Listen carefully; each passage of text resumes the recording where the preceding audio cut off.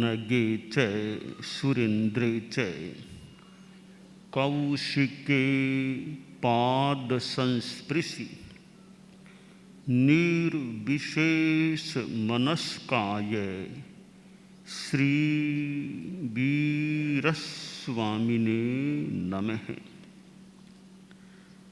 आयारो आगम में कहा गया है, अच्च सव्वतो संगम हृण महम अथित्ति इति एगो हमंसी। आदमी जीवन जीता है। जीवन जीना पर सापेक्ष है। कोई पूर्णतया पर निरपेक्ष होकर जीवन नहीं जी सकता, चाहे वह स्वाभाविक रूप में परापेक्षता हो या स्वीकृत रूप में परापेक्षता हो। किसी न किसी रूप में परापेक्षा तो रहती ही है। हम स्थूल रूप में देखें, सामूहिक जीवन जीना पड़ता है या होता है। कोई सोचे मैं अकेला जीवन जीऊंगा, संभवतः बहुत मुश्किल है अकेला जीवन जीना।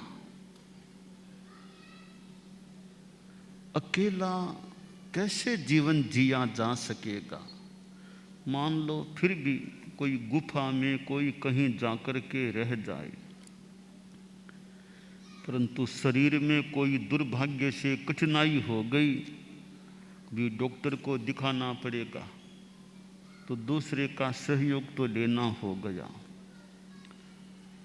प्राचीन काल में कई वो साधु एकल बिहारी एकाकी प्रतिमा वाले, जो भी अकेले विचरण करने वाले, एकाकी विहार करने वाले, एक सीमा तक वे अकेले रह सकते हैं, पर सहयोग किसी रूप में लेना संभवतः पड़ सकता है। कहीं रहना है तो किसी का मकान और लेना पड़े, किसी की जमीन पर बैठना पड़े, रहना पड़े। तो परापेक्षा के कई स्तर हो सकते हैं। कितनी मात्रा में दूसरों का सहयोग किसको लेना होता है? तो सामान्यतया प्रायः है अकेला जीवन जीना भी मुश्किल है। पूरा जीवन तो अकेला कैसे जिए? जन्मा तब माँ का सहयोग तो लिया ही होगा ना। तो पूरा जीवन तो अकेला जीना ऐसे भी मुश्किल है। पूरे जीवन में कुछ हिस्सा भी अकेला कोई जीवन जीना चाहे तो भी किसी रूप में दूसरों का सहयोग लेना पड़ सकता है। शास्त्रकार ने यहाँ बताया कि अच्च सब्बतो संगम, कि संग का परित्याग करो, आसक्ति को छोड़ दो। साथ में भी रहना है, पदार्थों का उपयोग करना है, जितना हो सके उतना भले आदमी एकांत कर ले, फिर भी दूसरों का साथ होता है। तो संग मत करो, आसक्ति को छोड़ो और यह अनुभव करो मेरा कोई नहीं है। कुण बेटो कुण बाप करनी आपो आप, कि मेरा कोई नहीं है वो व्यवहार के स्तर पर मेरे भले हैं। निश्चय नय और व्यवहार नय, इन दो नयों के आधार पर एक प्रज्ञावान व्यक्ति की दृष्टि बहुत स्पष्ट रह सकती है। निश्चय में अलग बात है, व्यवहार में अलग बात है। कौन सी बात निश्चय की भूमिका पर है और कौन सी स्थिति व्यवहार की भूमिका पर है। मैं अकेला हूं, यह निश्चय की दृष्टि से तो बात ठीक हो सकती है कि मैं अकेला हूं, अकेला आया हूं, अकेला जाना है, मेरे कर्म मुझे भोगने हैं, मेरी साधना का फल मुझे मिलने वाला है, इसलिए मैं अकेला हूँ। मेरे कर्म उदय में आए, दूसरे 100 आदमी आसपास खड़े हैं, तो मुझे वेदना होगी या हो रही हो, दूसरे क्या करेंगे? तकलीफ को वो बंटा कैसे सकें? हाँ, डॉक्टर को बुला दें, हॉस्पिटल में ले जाएं, ठीक हो भी जाए। कई बार इलाज चल रहा है, डॉक्टर देखता भी है, फिर भी तकलीफ होती है, वेदना होती है। बड़ी बीमारी लग जाए, डॉक्टर बैठे हैं, हॉस्पिटल है और संबंधी व्यक्ति पास में है, पर रोगी अनुभव करे कि रे वेदना हो रही है, तकलीफ हो रही है, थोड़ा उपाय भी करें, फिर भी थोड़ी तकलीफ हो जाती है। तो भाई मैं तो अकेला हो गया ना, मेरी वेदना कौन बता रहा है? तो निश्चय के आलोक में हम देखें तो आदमी अकेला है, आत्मा अकेली है, खुद का कर्म खुद को भोगना होता है। आचार्य श्री महाप्रज्ञ जी अंतिम दिनों में कभी फरमाया कि मेरे जलन लगती है, पेट जलन हो रही है, जलन हो रही है। अब वो जलन हो तो अब ठीक है, साधु भले पास में हैं, दवाई भले ला दे दे, पर वो फिर भी अब रात को जलन होने लग गई, तो अब क्या करें? कोई हाथ फेर दे, थोड़ी सेवा कर दे, तो फिर भी कुछ हो रही है तो आदमी को भोगनी होती है। तो ऐसे तकलीफें होती है। अब सिर में बहुत दर्द हो गया रात के टाइम में, अब पास में व्यक्ति बहुत हैं, डॉक्टर भी हैं, पर साधु रात के टाइम में दर्द हो गया, अब दवाई लेना नहीं चाहता, तब दर्द को कौन बंटाए? तो आदमी अकेला है, मैं अकेला हूँ। तो निश्चय की दृष्टि से यह एगोहमंसी, मैं अकेला हूँ, ये बात बहुत अच्छी और ठीक लग रही है, मैं अकेला हूँ। अब व्यवहार नय या व्यवहार के धरातल पर देखें कि मैं अकेला कहाँ हूँ? मेरा परिवार मेरे साथ है, समाज मेरे साथ है, संघ मेरे साथ है, राष्ट्र मेरे साथ है। भी आप अकेले नहीं, पूरा देश आपके साथ है। यह व्यवहार की भूमिका पर साथ है, एक भूमिका पर है भी साथ, कि संग साथ है तो है भी एक भूमिका तक। परिवार साथ है, परिवार में किसी के तकलीफ हुई, परिवार के लोग कोई हॉस्पिटल ले जा रहे हैं, कोई डॉक्टर से बात कर रहे हैं, कोई पैसा चुकाने की बात कर रहे हैं, यानी परिवार साथ है। कोई डरो मत, पैसे की चिंता मत करो, और सेवा परिचर्या के लिए हम तैयार हैं, नर्सों को लगा देंगे, हम खुद सेवा करेंगे, कि परिवार तुम्हारे साथ है। एक परिवार में कोई बीमार हो गया तो उसकी सेवा के लिए जहाँ सेवा की भावना हो, साथ हो जाते हैं। तो परिवार साथ है। कि देश में कहीं कुछ हो गया तो सरकार और देश की भी बचाओ, सेवा करो, सेवा करो, तो वहाँ हम साथ में हैं, दूसरे भी हमारे साथ। यह व्यवहार नय की भूमिका पर बात सत्य लग रही है कि मैं अकेला नहीं हूँ, इतने लोग मेरे साथ है, समाज मेरे साथ है, देश मेरे साथ है। तो यह व्यवहार में वह बात भी ठीक है। हम निश्चय की बात को निश्चय की भूमिका के संदर्भ में ग्रहण करें और व्यवहार की बात को व्यवहार की भूमिका पर ग्रहण करें, तो हमें दोनों बातें सही प्रतीत हो सकती है कि यह बात निश्चय के स्तर पर ठीक है, यह बात व्यवहार के स्तर पर ठीक। गणोय मह मेवास्मि, मैं गण का हूँ, गण मेरा है, यह भी संभवतः व्यवहार नय की भूमिका पर ठीक है कि मैं गण का हूँ, गण मेरा है, गण मेरा है। व्यवहार की भूमिका पर बात बिल्कुल ठीक हो सकती है और उपयोगी भी हो सकती है। फिर आगे ऊपर उठे निश्चय नय की भूमिका पर जाएं तो शास्त्र में तो वो गण, ग्रंथों में गण को भी छोड़ दो, अकेले चलो साधना करो, तो वहाँ गण को छोड़ने की बात भी कि व्युत्सर्ग करो, शरीर का व्युत्सर्ग है तो गण का भी व्युत्सर्ग करो। ये एक ऊंची भूमिका पर जाएं तो गण से भी ऊपर उठ जाओ। तो एक सामान्य भूमिका की अलग बात है, ऊपर की भूमिका की अलग बात है। नियम होते हैं, एक भूमिका का नियम अलग है, फिर नियम में भी अपवाद हो सकता है। एक स्थिति का नियम अलग होता है और अन्य स्थिति का नियम अलग हो जाए। साधु यूं वाहन में मान लो नहीं बैठते, पर नौका में तो कोई स्थिति परिस्थिति साधु नौका विहार कर सकता है।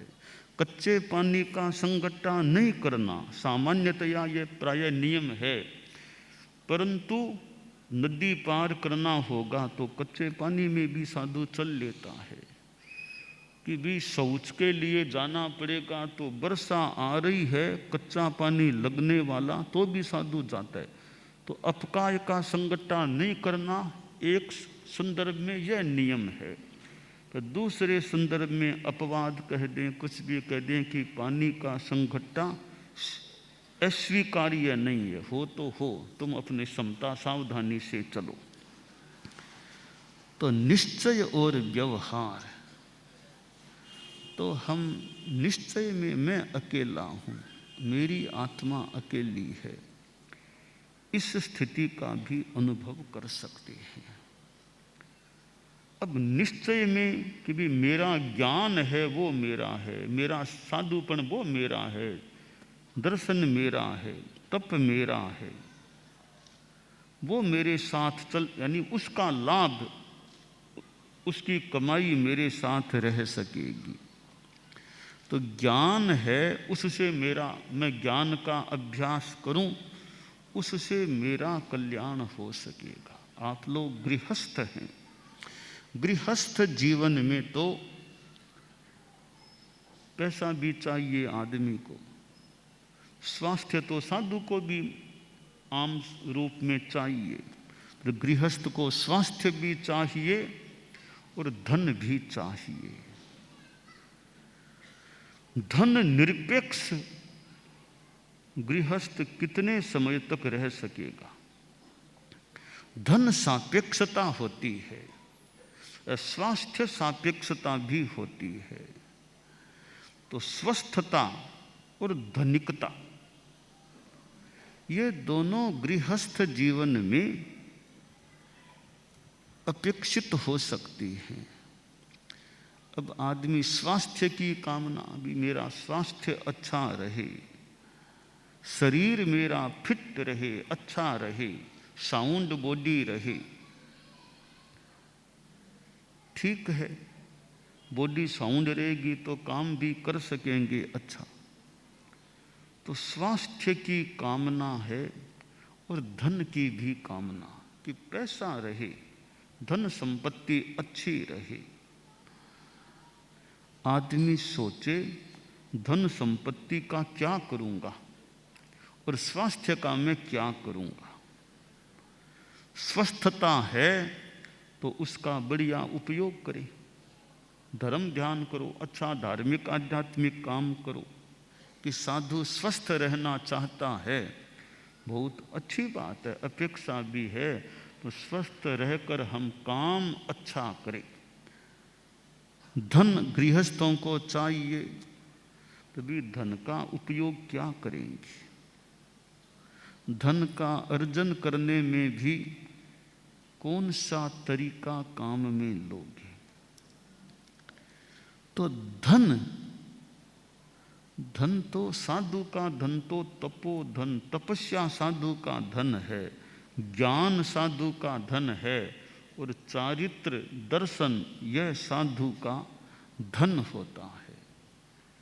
यह तो पवित्र धन है, धर्म धन है, धर्म धन, सच्चा धन। कि सच्चा धन क्या है? यह सच्चा धन है, ज्ञान दर्शन चारित्र तप, यह सच्चा धन है। गृहस्थों का धन यूँ कोई झूठा तो नहीं है, वो एक सांसारिक धन है। सच्चा का धन का मतलब आध्यात्मिक धन हम कह दें इसको। गृहस्थों वाला धन है वो सांसारिक धन है। तो सांसारिक धन और आध्यात्मिक धन, तो हम आध्यात्मिक धन से समृद्ध बनने का प्रयास करें, और गृहस्थों को वो सांसारिक धन भी अभिष्ट हो सकता है, पर सांसारिक धन के साथ भी धर्म को जोड़ करके रखें।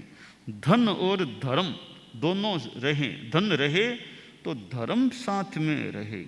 धर्म विहीन धन न बन जाए।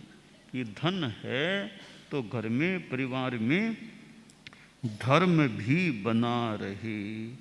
कि धर्महीन धन नहीं चाहिए, धर्म तो जरूर हमारे साथ रहना ही चाहिए।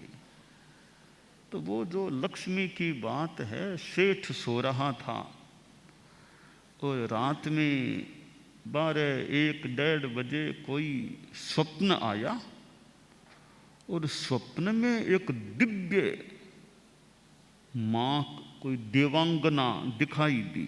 स्वप्न में बहुत गहने आभूषण पहने हुए माँ का सा रूप, देवांगना। तो स्वप्न में सेठ बोला, जगदम्बे आप कौन है, आपका परिचय क्या है? तो वह देवांगना बोली, मैं लक्ष्मी हूँ, लक्ष्मी देवी हूँ। सेठ स्वप्न में ही बोला, जगदम्बे बहुत कृपा की, आपके दर्शन मुझे मिल गए। आपका नाम तो लेते हैं, बात भी करते हैं लक्ष्मी की, आज आपने साक्षात मुझे दर्शन दे दिए, मैं तो धन्य हो गया, बहुत कृपा की। लक्ष्मी बोली, ये ठीक है, पर मैं तो अब तुम्हारे परिवार में घर में थी, अब विदाई लेना चाहती हूँ। सेठ बोला, माँ कोई गलती हो गई तो मुझे बताओ, मैं सुधार का प्रयास करूं, वरना आप विदाई की बात क्यों करते हो? लक्ष्मी बोली, यह हमारा क्रम है, कभी कहीं कभी कहीं, चला लक्ष्मी ही चला प्राणः चलम जीवित यौवनम।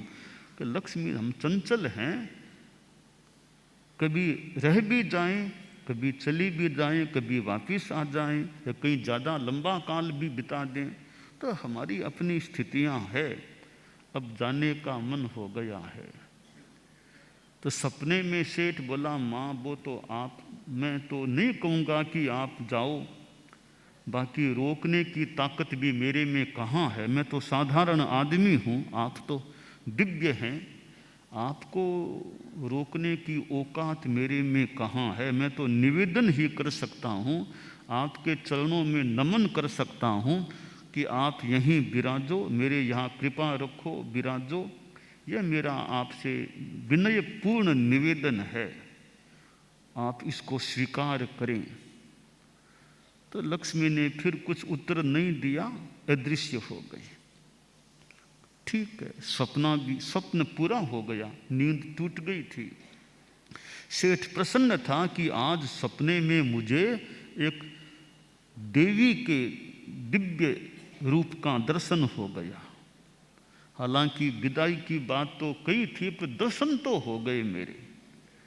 दिन बीता, फिर रात आई, फिर वो सेठ सो गया, और फिर एक पुरुष दिखाई दिया, दिव्य पुरुष, गहने और पहने हुए थे पुरुष। सेठ ने सपने में देखा, अच्छा कल तो वो माता जी आई, आज ये पुरुष के रूप में आए हैं, ये भी बहुत सुंदर हैं, बहुत तेजस्वी लग रहे हैं। तो सेठ ने प्रणाम किया, सपने में ही प्रणाम किया। पैरों में मस्तक लगाया, बोला परम पितः मैं आपका परिचय जानना चाहता हूँ, पहली बार आपको देखा है, कृपा कर आपका परिचय नाम और बताइए। तो वह दिव्य पुरुष बोला कि मेरा नाम सत्य पुरुष है। सत्य पुरुष। अच्छा, बहुत बड़ी कृपा हुई, आपके दर्शन मुझे प्राप्त हो गए। तो कहा कि मैं तुम्हारे यहाँ, तुम्हारे में रहना चाहता हूँ। कि पिताश्री बहुत बड़ी कृपा, इससे बड़ी क्या मैं कृपा मानूंगा। आप चला कर कह रहे हैं कि मैं तुम्हारे में रहना चाहता हूँ, आप विराजो, कभी वापिस जाने का क्रम बने ही नहीं, हमेशा मेरे पास रहना है। तो कहा हाँ, मैंने चिंतन किया, मुझे लगा कि तुम्हारे पास मुझे रहना चाहिए, तो मैं तुम्हारे पास आ गया हूँ। और झटपट जाऊंगा ही नहीं, जाऊंगा तो तुम्हें बताए बिना नहीं जाऊंगा। बाकी ज़्यादा इच्छा मेरी तुम्हारे पास रहने की है। बहुत कृपा है। सपना संपन्न हो गया। सेठ बड़ा प्रसन्न था कि कल तो वो माताश्री दिखे, आज पिताश्री सत्य पुरुष दिखाई दिए, दर्शन हो गए मुझे, मेरे पास रहने का एक प्रकार का काफ़ी आश्वासन भी दे दिया है। वह दिन बीता, रात आई, तीसरी वो रात फिर वो देवांगना आई, वो जो परसों आई थी वो भी फिर आ गई। तो सपने में सेठ बोला माताश्री बहुत कृपा है, माँ की ममता यही तो होती है ना, आपने कहा था जाऊं जाऊं, तो आप तो मेरे पास ही है ना, फिर दर्शन दे दिए। यही तो माँ की ममता होती है कि माँ छोड़ नहीं सकती पुत्र को। तो माँ बोली बेटा मैं तो जाने वाली थी, सोच रही थी, पर मुझे जानकारी मिली है कि सत्य पुरुष तुम्हारे पास रहेंगे, ऐसी सूचना आई है। कि हाँ माता जी कल पधारे थे वो, उन्होंने बात हुई, कहा मैं रहने की इच्छा है। तो लक्ष्मी बोली जहाँ सत्य विराजमान है फिर मैं भी क्यों जाऊंगी, मैं भी तुम्हारे पास रहना चाहती हूँ। हाँ, बड़ी कृपा, आप दोनों विराजो। सपना फिर पूरा हो गया। सेठ ने सोचा अरे 3 सपने लगातार 3 रातों में आए हैं, बड़े सुंदर सपने आए हैं। ये सपने क्या आए हैं, मुझे संदेश मानो मिला है कि लक्ष्मी को रखना है तो सत्य पुरुष को रखो तो लक्ष्मी रह जाएगी, सत्य नहीं रहेगा फिर लक्ष्मी भी चली जाएगी। यह सच्चाई की जो बात है कि आदमी अपने जीवन में धन को चाहता है तो सच्चाई के प्रति, ईमानदारी के प्रति आकर्षण है या नहीं। ठीक है, सच्चाई के रखते रखते पैसा कभी कम रह जाए, फिर भी आभा या आत्मा की निर्मलता वो रह सकती है। तो गृहस्थों के जीवन में धनाकर्षण हो तो धर्माकर्षण भी रहे। धनाकर्षण ये तो धर्म का आकर्षण है, धर्म विहीन धन नहीं। वो सत्य कह दें, धर्म कह दें, कि वो धन यानी लक्ष्मी कह दें कि धर्म विहीन, सच्चाई विहीन धन नहीं। धन कमाना है, रखना है, ईमानदारी भी साथ में रहे। कि लक्ष्मी देवी है, हालांकि मैं कोई ये जैन आगम की बात का आधार न भी दे सकूं दूं, ये लक्ष्मी, दुर्गा, सरस्वती, संसार में ये चीज़ें बातें चलती हैं। और ये जो संसार में बातें हैं इनके पीछे कोई न कोई एक तत्व, कोई एक रहस्य, कोई एक दर्शन, कोई एक सिद्धांत भी हो सकता है। शब्द हैं तो इनका कोई अर्थ भी हो सकता है।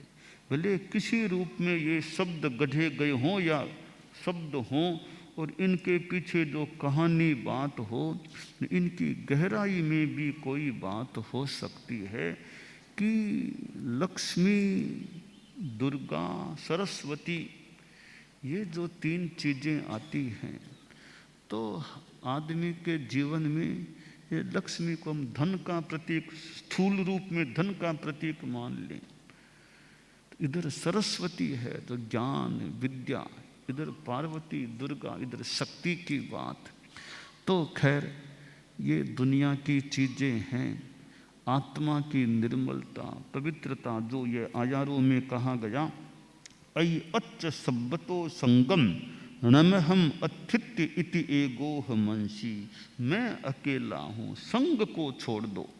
तो हम भौतिक चीज़ों का जो आसक्ति रूप आकर्षण है उसको छोड़ने का, दूर करने का प्रयास करें। आत्मा के प्रति, अध्यात्म के प्रति, धर्म के प्रति हमारा आकर्षण रहे, यह काम्य है।